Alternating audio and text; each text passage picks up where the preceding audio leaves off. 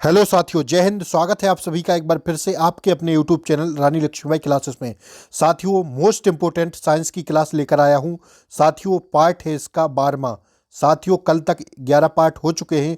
अगर आप लोगों ने इन पार्टों को नहीं देखे हों तो प्लीज़ मैं डिस्क्रिप्शन बॉक्स में इन सब की लिंक दे दूंगा, आप लोग वहां से देख सकते हैं। तो साथियों, अगर आप लोग चैनल पर नए हों तो प्लीज़ चैनल को सब्सक्राइब कर लें, बेल आइकन प्रेस कर दें ताकि आपको क्लास का नोटिफिकेशन सबसे पहले मिले। तो आइए स्टार्ट करते हैं पहले क्वेश्चन से। डैश डैश डैश वायुमंडल में मौजूद जल वाष्प की मात्रा है। साथियों, बताना है कि डैश डैश डैश वायुमंडल में मौजूद जल वाष्प की मात्रा है। तो दोस्तों, इसका राइट आंसर क्या होगा? आर्द्रता। आर्द्रता वायुमंडल में मौजूद जल वाष्प की मात्रा है। तो इसका राइट आंसर ऑप्शन ए होगा। साथियों, मैं एमपी की जितनी भी परीक्षाएं हुई हैं उन सब में से कहीं ना कहीं से आप लोगों के लिए 25 मोस्ट इंपोर्टेंट क्वेश्चन लेकर आता हूं। साथियों, तो आप लोगों को प्लीज वीडियो को पूरा देखना है, स्किप बिल्कुल नहीं करना है। दूसरा क्वेश्चन है साथियों, जब एक विमान तेजी से आगे बढ़ता है तो दाब के साथ क्या होता है? साथियों, जब एक विमान तेजी से आगे बढ़ता है तो दाब के साथ और क्या होता है? साथियों, तो इसका सही आंसर होगा क्या साथियों? ऑप्शन सी इसका करेक्ट आंसर है। पंखे के नीचे का दाब पंख के ऊपर के दाब से अधिक होता है। साथियों, ठीक है, ध्यान रखिएगा, ऑप्शन सी इसका राइट आंसर है। आप लोग चाहें प्लीज क्वेश्चन का स्क्रीनशॉट ले सकते हैं।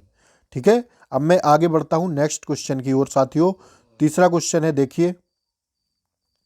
डी दूरी पर रखे दो द्रव्यमान m1 और m2 के बीच बल कैसे परिवर्तित होगा जब उनके द्रव्यमान दोगुने और उनके बीच की दूरी आधी कर दी जाए? साथियों, तब कैसा होगा उनके द्रव्यमान? तो साथियों, इसका जो सही आंसर है वो है बल प्रारंभिक बल का 16 गुना हो जाएगा। क्या साथियों? बल जो है प्रारंभिक बल का 16 गुना हो जाएगा। ऑप्शन ए इसका सही जवाब है साथियों। ठीक है, आइए बढ़ते हैं हम लोग नेक्स्ट क्वेश्चन की ओर। चौथा क्वेश्चन है साथियों कि एक निकाय पर वेग निम्न द्वारा परिवर्तित नहीं किया जा सकता है। वो निकाय कौन सा है जिसके द्वारा जो है परिवर्तित नहीं किया जा सकता है? क्या साथियों? वेग। तो इसका जो सही आंसर है वो है निकाय के आकार को, किसको साथियों? निकाय के आकार को बदलकर परिवर्तित नहीं किया जा सकता है। किसके साथियों? निकाय के आकार को बदलकर। ठीक है, ऑप्शन बी इसका सही आंसर है। आइए बढ़ते हैं आगे, नेक्स्ट क्वेश्चन को देखते हैं। साथियों, प्लीज़ आप लोग चैनल पर नए हो तो चैनल को सब्सक्राइब कर लें। और जो है साथियों, इसी चैनल पर मैं सुबह के टाइम मैनेजमेंट और प्रबंधन से क्लास लेकर आता हूं साथियों। ठीक है, अब आगे आने वाले समय में हिंदी और जीएस की क्लास लेकर आऊँगा साथियों। ठीक है, तो आप लोग प्लीज़ चैनल को सब्सक्राइब कर लें। पाँचवा क्वेश्चन देखिए, जब एक निकाय त्वरित गति में होता है तो दूरी समय आरेख होता है कैसा? साथियों, जब एक निकाय त्वरित गति में होता है साथियों तो दूरी समय आरेख कैसा होता है? तो साथियों, जो दूरी समय आरेख होता है वो एक कैसा होता है साथियों? वो एक वक्र रेखा में होता है। किसमें साथियों? ऑप्शन बी इसका करेक्ट आंसर है, वह एक वक्र रेखा में होता है साथियों। ठीक है, ध्यान रखिएगा आप लोग इस बात को। तो इसका राइट आंसर ऑप्शन बी इसका करेक्ट आंसर है साथियों। ठीक है, बढ़ते हैं हम लोग नेक्स्ट क्वेश्चन की ओर। अगला क्वेश्चन है साथियों, देखिए। पूछा गया है, कागज का एक टुकड़ा भारी पुस्तक के नीचे रखा गया है। ठीक है, जब कागज को तेजी से खींचा जाता है तो पुस्तक कागज के साथ डैश डैश डैश के कारण नहीं चलेगी। साथियों, जब हम कागज को के टुकड़े को जो है खींचते हैं तो पुस्तक कागज के साथ डैश डैश डैश के कारण नहीं चलेगी, मतलब नहीं बढ़ेगी। तो इसका सही आंसर है किसके कारण साथियों? इसका सही आंसर है पुस्तक की विराम का जड़त्व। ठीक है साथियों, पुस्तक की विराम का जड़त्व इसका करेक्ट आंसर है। ऑप्शन डी इसका साथियों सही जवाब है। ठीक है, देखिए अगले क्वेश्चन को देखते हैं साथियों। पूछा गया है, जब हम एक पानी से भरी एक बाल्टी को उठाते हैं। साथियों, जब हम एक भरी पानी की बाल्टी को उठाते हैं या हम अन्य किसी चीज़ को उठाते हैं, मान लीजिए बाल्टी को नहीं उठा रहे हैं, किसी और अन्य भारी चीज़ को उठाते हैं, तो वस्तु पर कार्यरत बल होता है कौन सा होता है साथियों? तो वो वस्तु पर जो कार्यरत बल होता है साथियों वो उसको हम कहते हैं पेशीय बल। जब कोई आप भारी वस्तु उठाते हैं तो उस पर कार्यरत जो बल होता है साथियों वो होता है पेशीय बल। ठीक है साथियों, ध्यान रखिएगा, इसका ऑप्शन बी करेक्ट आंसर है। ठीक है, आइए 10वां क्वेश्चन है साथियों, खोखली ईंटों से बनी बाहरी दीवारें वाले घर क्या कहलाते हैं साथियों? खोखली ईंटों से बनी बाहरी दीवारों वाले घर क्या कहलाते हैं साथियों?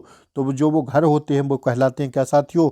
हवा को फंसाते हैं और गर्मियों में हवा को फंसाते हैं और गर्मियों में कमरों को ठंडा करते हैं। क्या साथियों? ऑप्शन बी इसका सही जवाब है। ठीक है, आइए साथियों हम लोग अब आगे बढ़ते हैं नेक्स्ट क्वेश्चन की ओर। 11वां क्वेश्चन है साथियों, देखिए, पर्वतारोही अपने साथ ऑक्सीजन सिलेंडर क्यों रखते हैं? जो साथियों पर्वतारोही होते हैं, मतलब फतेह करते हैं पर्वत को, पर्वत के ऊपर चढ़ते हैं, तो जो है वो ऑक्सीजन सिलेंडर क्यों रखते हैं साथियों अपने साथ?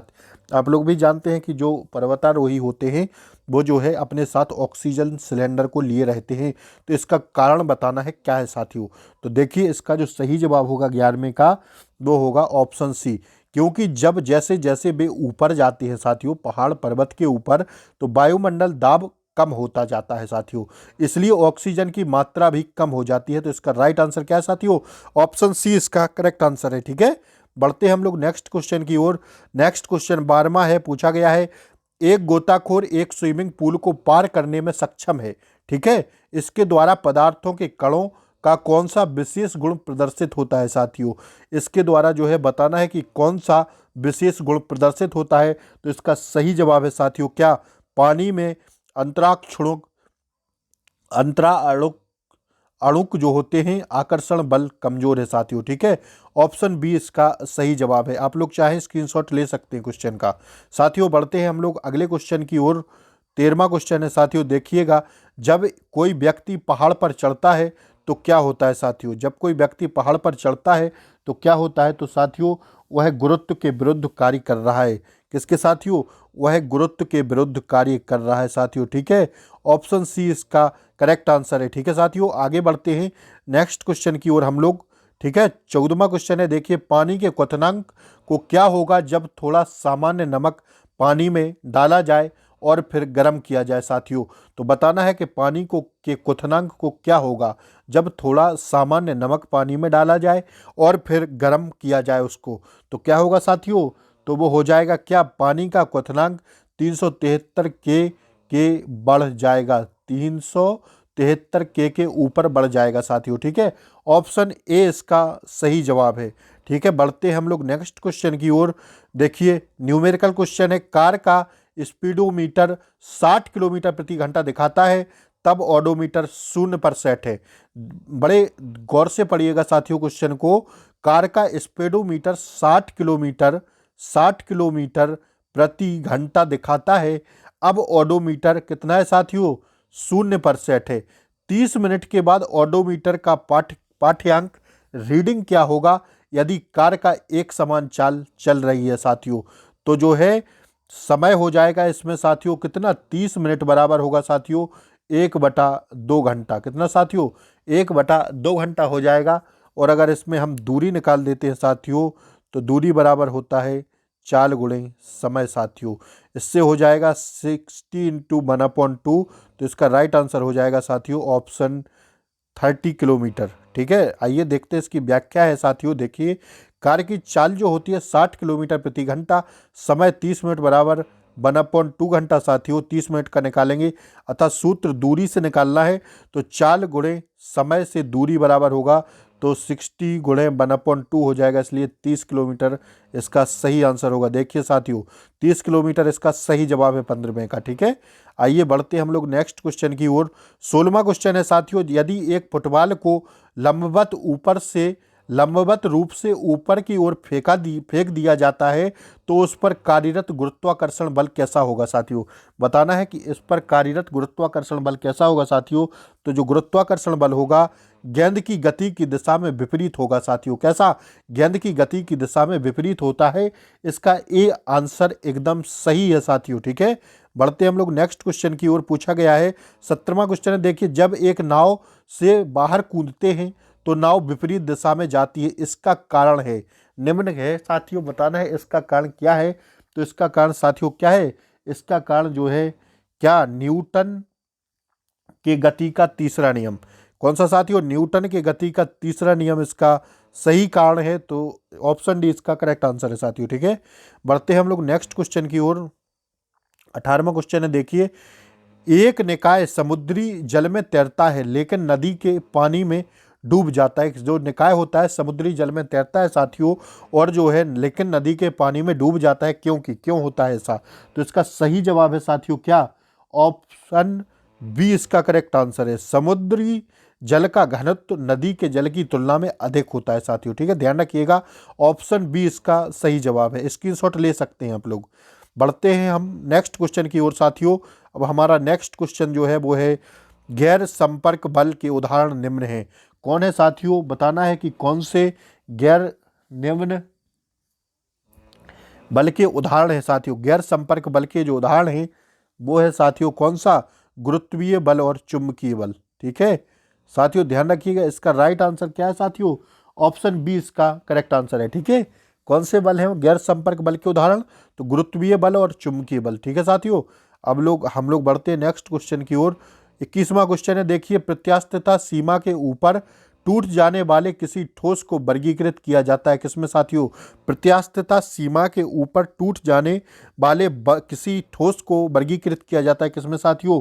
तो इसका सही जवाब है भंगुर में। किसमें साथियों? भंगुर इसका करेक्ट आंसर है। ठीक है, बड़े नेक्स्ट क्वेश्चन की ओर बढ़ते हैं। निम्नलिखित में से पूछा गया है कि निम्नलिखित में से कौन सा बल हमेशा आकर्षक होता है?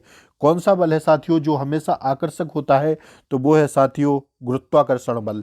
ध्यान रखिएगा, वो बल कौन सा है? गुरुत्वाकर्षण बल इसका करेक्ट आंसर है। ठीक है, अब देखते हैं अगले क्वेश्चन को। देखिए साथियों, 24वां क्वेश्चन है, उस ग्रह का गुरुत्वीय त्वरण जिसका द्रव्यमान व त्रिज्या क्रमशः पृथ्वी के द्रव्यमान व त्रिज्या से आधे होगा, तो जी पृथ्वी की सतह पर गुरुत्वीय त्वरण निकालना है।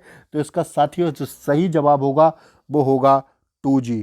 ठीक है, ध्यान रखिएगा, इसका सही जवाब होगा साथियों 2g is the correct answer. ठीक है, ऑप्शन ए इसका सही जवाब है।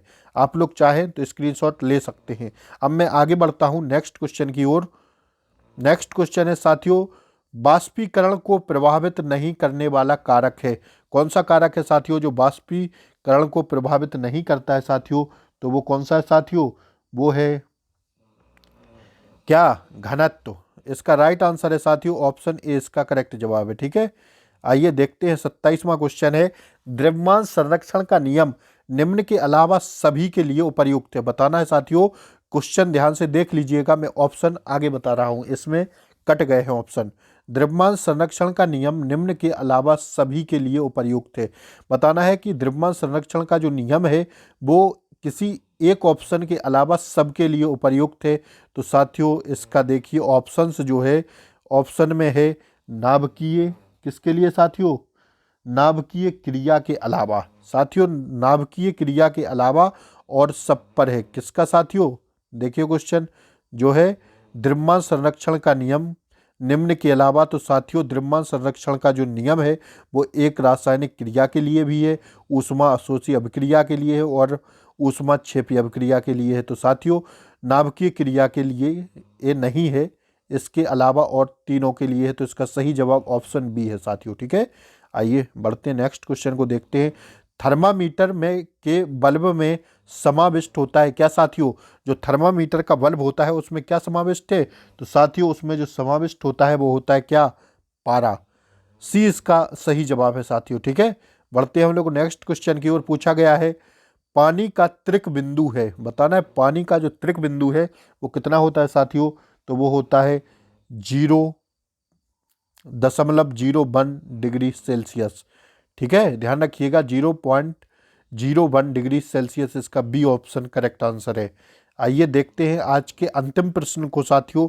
कुछ बीच में छूट गए थे तो मैंने 5 प्रश्न आप लोगों के लिए एक्स्ट्रा लगाए हैं। देखिएगा लास्ट क्वेश्चन है, साम्य अवस्था में स्थित तरल के पृष्ठ सतह पर तरल के अणु धारण करते हैं किसमें साथियों? बताना है, साम्य अवस्था में स्थित तरल के पृष्ठ सतह पर तरल के अणु जो होते हैं वो धारण करते हैं किसमें साथियों? तो इसका सही आंसर है अधिकतम स्थितिज ऊर्जा में। किसमें साथियों? अधिकतम स्थितिज ऊर्जा में। तो इसका सही जवाब है साथियों ऑप्शन ए इसका करेक्ट आंसर है। साथियों अगर वीडियो अच्छी लगी हो तो अपने दोस्तों के पास भेजें, चैनल को सब्सक्राइब करें, वीडियो को लाइक करें। जय हिंद, मिलते हैं नेक्स्ट क्लास में साथियों।